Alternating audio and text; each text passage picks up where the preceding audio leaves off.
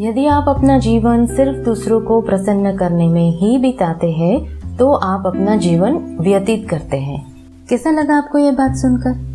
आप कहेंगे, अरे भाई, दूसरों की खुशी में ही हमारी खुशी है, ये बात हम सालों से जानते हैं।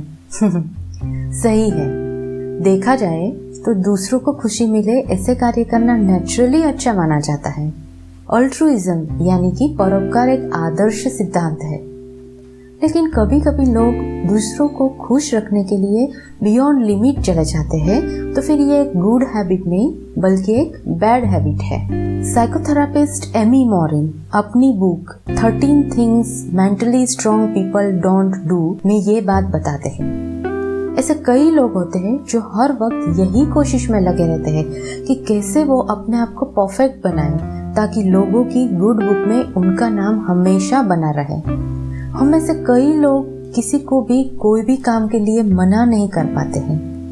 वे मन ही मन ऐसा मानते हैं कि अगर वे दूसरों को पॉजिटिवली रिस्पॉन्ड नहीं करेंगे तो सामने वाले बुरा मान जाएंगे और शायद वे रिलेशंस भी तोड़ दें। साइकोलॉजी की लैंग्वेज में इस तरह के लोगों को पीपल प्लीजर कहते हैं। इस तरह की पर्सनालिटी वाले लोग आउट ऑफ द वे जाकर भी दूसरों को खुश रखना चाहते हैं, या तो यूं कहे कि ये लोग अपना वैल्यूएबल टाइम और रिसोर्सेज को अपने लिए ना यूज करके दूसरों की डिमांड्स और कांस्टेंट अर्जेंसी को पूरा करने में ही लगा देते हैं।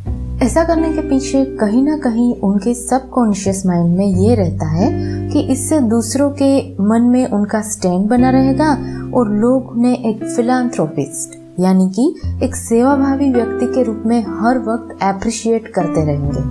अनफॉर्चुनेटली होता इससे बिल्कुल ऑपोजिट है। ऐसा करने पर वो सोसाइटी में अपने लिए ना तो अच्छा स्टैंड बना पाते हैं बल्कि लोग उन्हें अक्सर टेकन फॉर ग्रांटेड ले लेते हैं।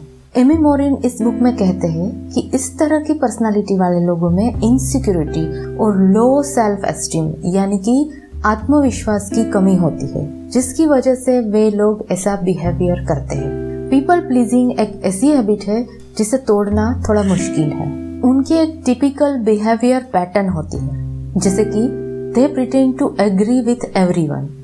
दूसरों के ओपिनियंस को विनम्रता से सुनना एक अच्छी सोशल स्किल मानी जाती है, पर ये लोग हर किसी के साथ एग्री होने का दिखावा करते हैं क्योंकि उनको लगता है कि ऐसा करने से सामने वाले को बुरा नहीं लगेगा। अगर दूसरे को बुरा लग गया तो वो अपने आप को ही उसके लिए रिस्पॉन्सिबल मानते हैं। They feel responsible for how other people feel, और इसीलिए छोटी छोटी बातों के लिए लोगों से माफी मांगते रहते हैं। दूसरा, they feel burden by the things they have to do. दूसरों को खुश रखने के चक्कर में वे हमेशा हर काम में ओवरबर्डन फील करते हैं क्योंकि उनका शेड्यूल जो होता है वो दूसरों की डिमांड्स और अर्जेंट कामों से ही भरा रहता है। उसकी ये वजह है कि दे कांट से नो। वे चाहते हुए भी किसी को भी मना नहीं कर सकते क्योंकि किसी के भी जरा सा भी नाराज होने पर वे डिस्कम्फर्ट फील करते हैं। And that's why they go to great lengths to avoid conflicts. अगर किसी को बुरा लग गया और उन्होंने मुझसे बात करना छोड़ दी तो ये सोचकर दूसरों से हर हाल में कॉन्फ्लिक्ट्स को अवॉइड करते हैं। अक्सर ये लोग सामने वाले के तरीके से ही काम करना पसंद करते हैं और they don't admit when their feelings are hurt.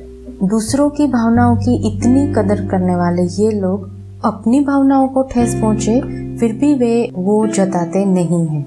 So people pleasing is an unhealthy behaviour. बहुत बार हमने ऑफिस में काम करने वाले लोगों को देखा है जो हर वक्त अपने बॉस या तो कलीग्स को खुश रखने में अपनी लिमिट से बाहर हो जाते हैं और अपना कीमती समय गंवा देते हैं। काफी सारी फीमेल्स भी ऐसी होती है जो कि अपने फैमिली मेंबर्स की डिमांड्स पूरी करने को ही अपनी ड्यूटी मानती है और इसको पूरा करने में अपनी पूरी लाइफ स्पेंड कर देती है।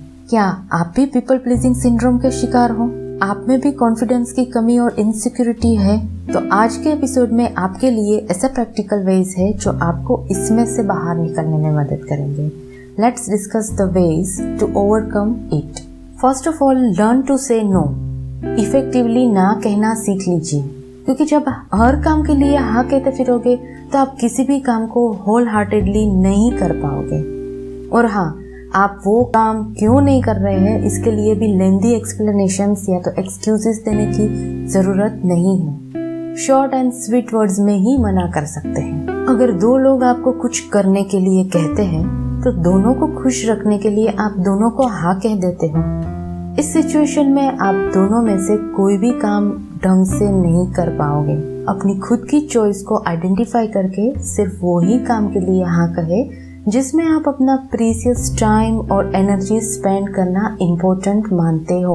याद रखिए, जब आप ना कहने में सक्षम होते हैं तो आपकी हाँ और भी मीनिंगफुल हो जाती है। नेक्स्ट ट्रिक है delay your response. Of course ना कहना बहुत ही इम्पोर्टेंट है, लेकिन डायरेक्टली ना कह देना थोड़ा हार्श लगता है। तो आप इमीडिएटली ना कहने की बजाय थोड़ा टाइम ले लें। इसके लिए आप कुछ ऐसे आंसर्स दे जैसे कि मुझे अपने शेड्यूल को चेक करने दे, या तो फिर मैं कल तक आपको इन्फॉर्म करके बताता हूँ, वगैरह वगैरह। ऐसा करने से आपको प्रॉपर डिसीजन लेने के लिए टाइम मिल जाएगा। फिर आप ध्यान से सोच सकते हैं कि आपको कौन से काम के लिए प्रायोरिटी देना जरूरी है।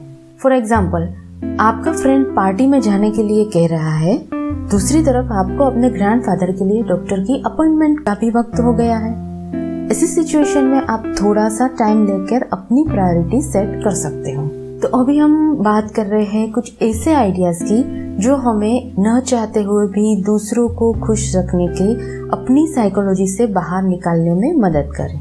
तीसरा तरीका है क्रिएटिंग बाउंड्रीज। अपने और दूसरों के बीच में एक हेल्दी बाउंड्री बना लीजिए। आमतौर पर दूसरों को खुश रखने वाले लोग दूसरों के लिए अपने जरूरी काम को भी साइड में रख देते हैं, जिससे कि वो दूसरों के काम कर तो देते हैं लेकिन अंदर ही अंदर उन्हें बहुत ही नाराजगी महसूस होती है।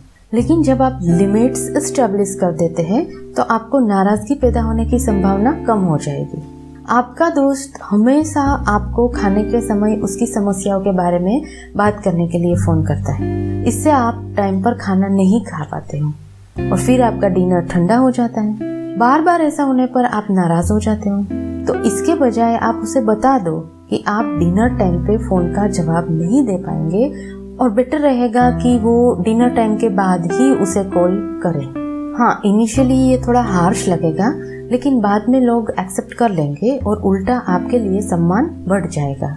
फोर्थ पॉइंट है बी असर्टिव और एम्फेथेटिक। अक्सर लोगों को किसी काम के लिए मना करते वक्त हमें थोड़ा हेजिटेशन होता है कि कहीं हम ज्यादा एग्रेसिव या तो इम्पोलाइट तो नहीं लग रहे हैं। तो ऐसे वक्त में सिचुएशन को थोड़ा इमोशनली हैंडल करना सही रहता है। आप सामने वालों के लिए अपनी फीलिंग्स शो करिए और बताइए कि आप उनकी नीड्स और फीलिंग्स को समझते हैं, लेकिन अभी आप वो काम नहीं कर सकते हैं क्योंकि आप किसी और काम में स्टक है। फिफ्थ पॉइंट है speak up what you want. अपने ओपिनियन को स्पष्ट शब्दों में कहना कुछ गलत नहीं है। अगर आप अपनी चॉइस शो कर रहे हो तो इसका ये मतलब नहीं है कि आप एक अलग डिमांड कर रहे हैं। फॉर एग्जाम्पल, अगर आपका मन पिज्जा खाने का है और आपका फ्रेंड मैक्सिकन फूड खाने को कह रहा है तो पोलाइटली उन्हें कह दो कि आप नेक्स्ट टाइम पिज्जा खाना प्रेफर करोगे या फिर मुझे पिज्जा खाने का मन है। सो फाइनली बॉटम लाइन ये है कि लोगों को खुश रखना हमारी एक मॉरल रिस्पॉन्सिबिलिटी है। एक अच्छी बात है, लेकिन pleasing others at the expense of ourselves is doing no good to you और योर लव्ड वंस। अपनी चॉइस, ओपिनियन और हैप्पीनेस को एक साइड रख के दूसरों को खुश रखने में किसी की भी, ना तो खुद की या तो दूसरों की भलाई है। सो अगर आप सबको खुश रखते रखते थक गए हो तो ये सभी पॉइंट्स को कंसीडर करके उनका इम्प्लीमेंटेशन जल्द ही शुरू कर दीजिए। And let's end this episode with the famous quote of Paulo Coelho, when you say yes to others, make sure you are not saying no to yourself.